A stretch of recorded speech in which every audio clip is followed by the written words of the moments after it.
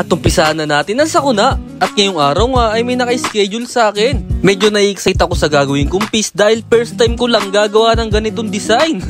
At ang kliyente ko ngayon ay nagmula pa sa kabilang planeta. At medyo hirap ako intindihin si sir dahil parang may pagkasintu-sintu siya. Basta ang sabi lang niya sa akin ay gusto niyang ipatato ang pangalan ni Lexilor. Sino ba namang hindi makakilala kay Lexilor dahil sa mga movies nito na magaganda?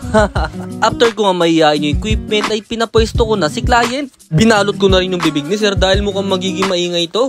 Binalot ko na rin yung katawan niya dahil si sir ay first timer. Importante na i-disinfect natin yung area kahit 150% tulad kay sir. Sa noo niya pinalagay dahil idol niya si Lexilor. At hindi ko maboboto kung wala ang Black Magic Tattoo product, Arctic Ink at Allegory Black na mula lahat sa Osus Tattoo Supply. At agad kong inatake ng 7RL na pinatali matinasa ng grinder dahil matigas po ang mukha nito.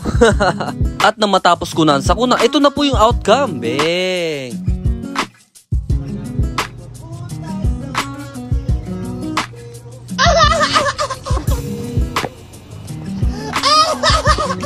Oh, diba?